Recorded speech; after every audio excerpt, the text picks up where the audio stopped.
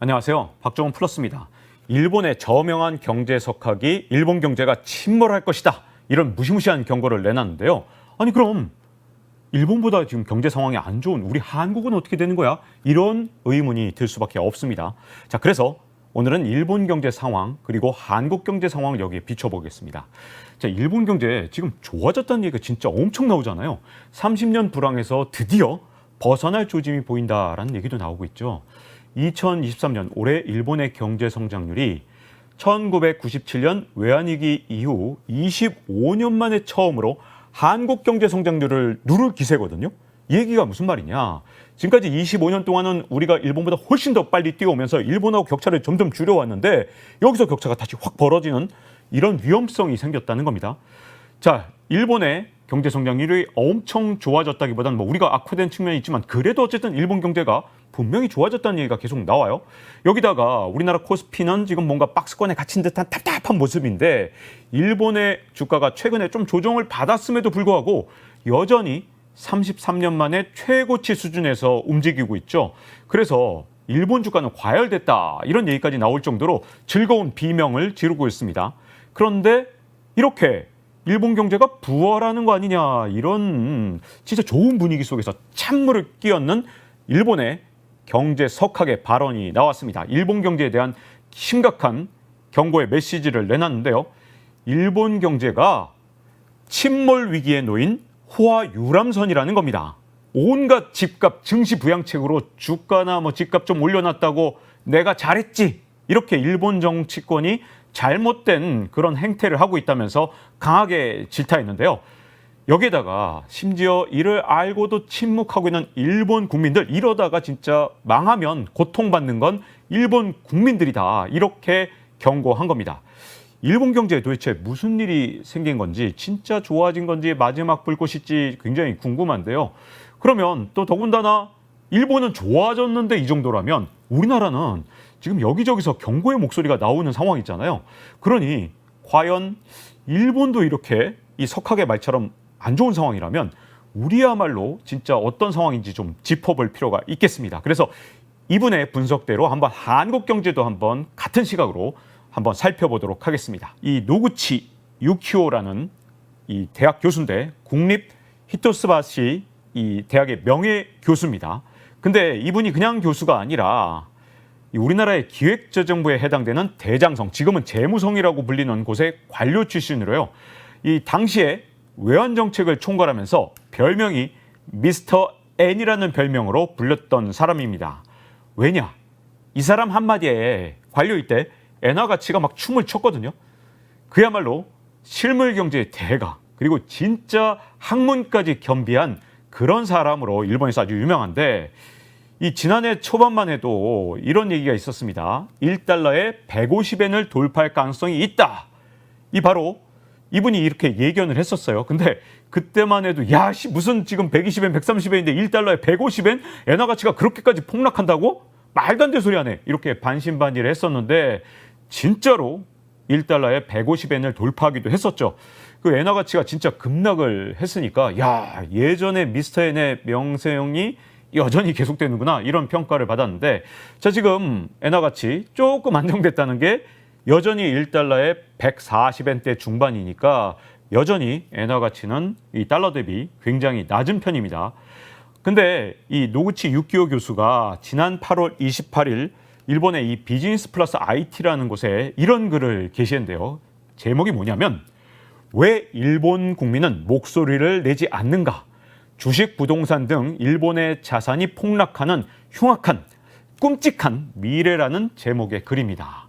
이 노구치 명예 교수 같은 경우 일본이란 나라가 쇠락을 거듭하고 있는데도 일본의 정치인들은 유권자의 표를 얻기 위한 이 당장의 선심성 정책에만 관심을 보이고 있다면서 일침을 가했는데 이게 지금 현재 너무나도 심각하다는 겁니다.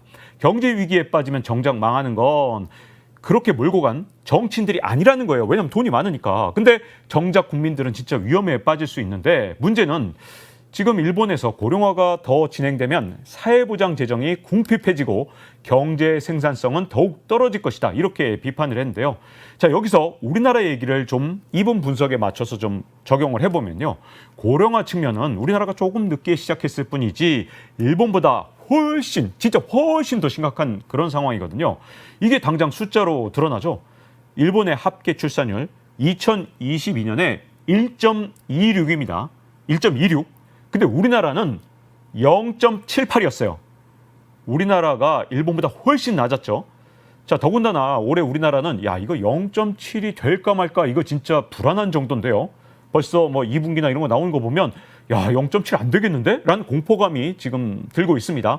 근데 일본은 크게 떨어질 것 같지 않아요. 이대로 가면 야, 일본의 합계 출산율에 반토막 나게 생겼습니다. 이거 정말 와, 우리나라는 사실 일본보다 훨씬 나쁜 상황이니까 일본이 뭐 지금 침몰한다? 사실 우리나라 입장에서는 웬 호들갑이냐, 우리나라가 훨씬 심각한데 이런 생각이 들 정도로 우리나라가 훨씬 더 심각한 상황인데 노구치 교수의 말대로 일본의 배가 침몰할 위기라면 우리는 당장 폭발할 위기, 이렇게 말해도 지금 현재 과언이 아닌 셈인데요.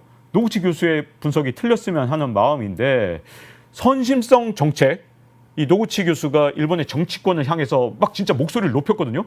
좀 그만 좀 돈 좀 그렇게 막 뿌려. 네 돈이야? 이렇게 막 이 비판하는 목소리. 사실 일본은요, 최근 들어서 그래도 좀 이런 계약들을 좀 덜 하고 있는데 우리나라가 사실은 고령화에도 불구하고 선심성 정책들을 마구 쏟아내는 경향이 우리가 더 심각합니다. 그 사례 중에 대표적인 게 우리나라의 기초연금인데 우리나라는 지금 기초연금을 한 분당 30만 원에서 40만 원으로 높이려고 하고 있습니다. 물론 더 드리면 얼마나 좋겠어요. 사실 어디선가 한없이 쏟아져 나오는 돈주머니라도 있으면 진짜 까짓거 100만 원, 200만 원쯤 드리고 싶은데 문제는 이 기초연금을 부담하는 게 이 정책을 결정한 정치인들의 호주머니에서 나오는 게 절대 아니거든요. 이 돈을 누가 내는 거냐? 앞으로 청년들이 낸 세금으로 노인들을 부양해야 됩니다. 돈은 청년들이 내야 하는 건데 앞으로 그것도 한 번 결정하면 앞으로 수십 년, 진짜 수백 년을 내야 되는 게 청년들인데 생색은 정치인들이 내는 그런 상황인 거죠. 지금이야 부양 인구가 그래도 좀 청년들이 감당할 만한 수준이지만 우리나라의 고령화 속도는 전 세계에서 가장 빠릅니다. 세상에 0.78인 나라 어디 있습니까? 0.7이 안 될까 봐 걱정하는 나라, 이런 나라에서 좀 있으면 청년 한 명이 노인 한 명을 부양하는 꼴이 되는데요. 그렇게 되면 기초연금 40만 원을 드린다면 결국은 청년 한 명이 직간접적으로 월 40만 원을 청년들이 낸 어떤 방식이든 이 청년들의 부담으로 결국은 이걸 감당해야 되는 겁니다. 정치권이야 당장 선심성으로 돈 뿌리면 표를 얻을 수 있을지는 모르지만 도대체 청년들은 앞으로 5년 뒤, 10년 뒤, 20년 뒤에 고령화가 진행돼서 진짜 1대1로 복지를 해야 되는 상황이 오면 뭘 먹고 산다는 말입니까? 한 달에 40만 원씩. 다른 세금도 다 내야 되잖아요. 국방의 부담도 해야 되고 뭐 치안도 해야 되고 진짜 도로도 깔아야 되고 이런 부담들을 청년들이 다 해야 되는데 기초연금만으로 한 달에 40만 원. 야, 이거는 앞으로 우리가 고령화가 진행되면 진짜 감당하기 어려운 거거든요. 그리고 한번 이걸 결정하면 되돌릴 수 있느냐? 절대로 못합니다. 되돌리려고 하는 순간 끝장이거든요. 그건 정말. 그렇기 때문에 이걸 한번 늘리는 건 진짜 100번, 1000번 계산하고 청년들의 부담까지 해서 미래 재정 추계라는 걸 해서 이걸 진짜 치밀하게 검토해야 되는 건데 미래에 대한 재정 추계 없이 그냥 마구잡이로 결정을 했다가 청년들이 나중에 진짜 다 청년 파산을 하게 된다면 대한민국의 미래가 위협받는 거거든요. 자, 그런데 이 노구치 교수가 일본은 우리 같이 이렇게도 안 하는데도 일본에 대해서 이렇게 경고를 했는데 우리는 지금 역으로 가는 상황인 거거든요. 자, 노구치 교수 일본 얘기로 다시 한번 돌아가겠습니다. 노구치 교수가 일본에 대해서 걱정한 이유 중에 또 하나가 자, 2000년에 오키나와 주요 G7 정상회의 때만 해도 7개 나라 중에서 가장 부유했던 일본은 2023년 히로시마 회의 때 가장 가난한 나라로 전락을 했다. 23년 만에 엄청난 추락을 한 것이다. 이렇게 또 비판을 했거든요. 노구치 교수가 일본이 이렇게 쇠퇴하게 된 첫 번째 원인으로 꼽은 게 바로 정부의 잘못된 정책을 바로 꼽았는데 자, 이를 초래한 정치인들 뭘 잘못했느냐? 일본 정치인들의 머릿속에는 오직 다음번 선거밖에 없었다는 거죠. 유권자들 눈에 당장 보이는 환심을 사기 위한 정책만 펼쳐왔다고 비판했는데요. 노구치 교수가 비판한 것 중에 하나가 일본의 무역수지 적자 그리고 경상수지 적자를 걱정했는데, 자, 일본 기업의 생산성이 크게 떨어져 왔기 때문에 일본의 무역수지가 상시 적자가 될 가능성이 너무나도 커졌다는 겁니다. 이로 인해서 그나마 흑자를 보던 경상수지마저 적자가 될 위험이 굉장히 커졌다고 우려했는데, 이 만성적인 경상수지 적자가 진짜 현실이 된다면 일본 경제에 엄청난 위협이 된다는 겁니다. 다만 노구치 교수가 이렇게 얘기했어요. 일본의 경우에는 경상수지가 본격화가 되는 건 10년 뒤가 될 수는 있다. 아직 시간이 좀 있다는 거죠, 일본의 경우에는. 근데 문제는 자본시장이 이를 미리 감지하면 금융시장에서 먼저 자본의 도피가 일어날 수 있다는 겁니다. 그래서 10년까지는 아니고 수년 내로 일본에 문제가 생기게 되고, 그렇게 되면 돈이 다 빠져나가면 어떻게 되느냐? 결국은 일본 정부가 통제하지 못하는 상황에 와서 금리가 급등을 하고 지금 주가와 부동산 가격 한껏 뛰어났는데 이게 폭락을 할 수 있다는 거죠. 그렇게 되면 모든 자산 가격이 폭락하고 엔화 가치는 더욱더 폭락할 것이다. 이렇게 무시무시하고 암울한 전망을 내놓은 겁니다. 자, 그야말로 무역수지, 경상수지, 이렇게 대외수지가 악화되고 재정수지까지 계속해서 더욱더 악화되면서 일본의 경제가 그 어떤 나라로 경험하지 못했던 초고령화 사회로 진입하면서 쌍둥이 적자라는 무서운 함정에 빠질 것이라고 우려했는데요. 자, 이것도 우리나라가 훨씬 더 심각한 상황입니다. 우리나라의 경우 재정 적자가 물론 일본보다 늦게 시작하긴 했지만 지금 굉장히 가파른 속도로 지금 현재 불어나는 그런 상황에 있습니다. 그래서 재정 적자 문제가 지금 심각하고요. 또 하나 문제는 우리나라의 경우 무역 수지가 지금 15개월 연속으로 적자 행진을 기록했었죠. 지금 최근에는 흑자로 돌아서긴 했지만 이것 역시 우리나라에 분명히 안 좋은 신호로 자리 잡았습니다. 흑자도 지금 불황형 흑자 아니냐, 이런 걱정이 지금 굉장히 많이 되고 있어요. 경상수지 상황은 더욱 안 좋은데요. 왜냐하면 일본은 그래도 해외에 투자해 놓은 돈이 워낙 많잖아요. 그럼에도 불구하고 노구치 교수는 이 경상수지 흑자 보던 일본의 시대는 이제 저물어 간다. 10년 안에 끝난다. 이런 걱정을 하고 있는 건데, 우리나라는 일본보다 경상수지면에서 더욱더 불리합니다. 일본은 2023년 들어서 3월 딱 한 번 경상수지 적자를 기록했지만 우리나라는 1월, 2월, 4월 벌써 올 들어서 3번이나 경상수지 적자를 경험했죠. 자, 노구치 교수가 걱정한 일본의 경상수지는 우리에 비하면 엄살 수준이다. 이렇게도 말할 수 있거든요. 더군다나 일본은요, 지금 반도체 같은 경우에 TSMC 2공장, 마이크론 공장, 심지어 삼성전자 공장까지 이렇게 반도체 기업들 생산 설비를 일본으로 유치하는 기염을 토하고 있습니다. 그러니까 미래에는 조금 희망이 있는 거죠. 근데 우리나라는 기업들이 첨단 설비를 해외로, 특히 미국으로 진짜 많이 옮겨갔기 때문에 과연 이제 앞으로 우리나라에서 첨단 제조업이 계속 생태계를 유지할 수 있을지 약간 우려되는 상황이거든요. 새로운 첨단 제조업 공장이 우리나라에서 지금 건설 제대로 될 수 있는지 약간 지금 불안한 상황이 지금 되고 있습니다. 자, 시간이 갈수록 우리가 어떻게 될지 우리 역시 걱정되는 상황입니다.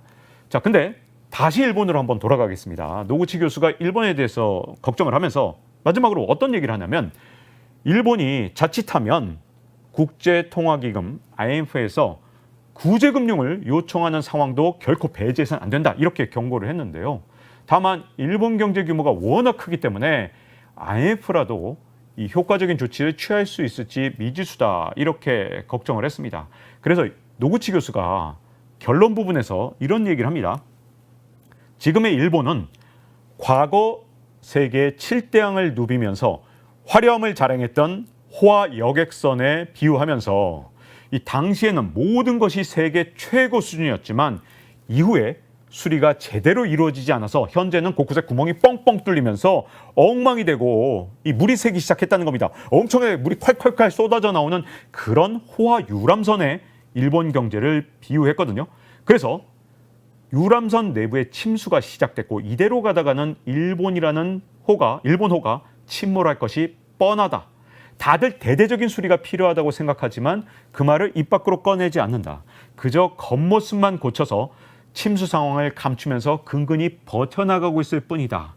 정치 지도자들, 즉 일본 정치 지도자들 선장의 머릿속에는 호화로운 댄스 파티, 이 돈 풀기죠. 엄청나게 돈을 풀어서 뭐 일본은행의 저금리 정책에 그다음에 이 재정 정책으로 그다음 부동산 부양책으로 이렇게 호합 댄스 파티를 하면서 국민 즉 선원들을 만족시키는 것밖에 일본 정치인들이 하는 짓이 없다.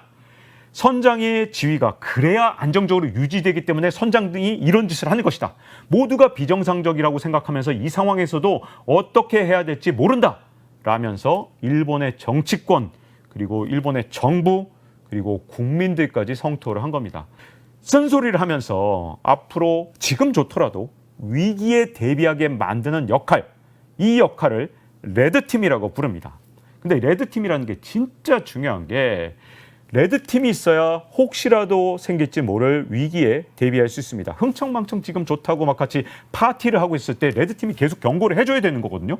자, 그런데 혹여라도 누군가의 뭔가 힘을 갖고 있는 사람의 미움을 살까 봐 전문가들이 만약에 이런 역할을 꺼리게 되면 레드팀은 완전히 사라집니다. 그래서 정작 위기를 막을 골든타임까지 잃게 되는 거죠.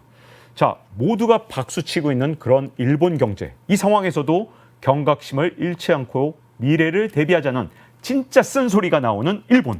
레드팀을 갖고 있는 일본. 어쩌면 2023년 우리가 지금 25년 만에 일본의 경제 성장률을 역전당할 위기에 처한 아마도 진짜 이유일지도 모릅니다.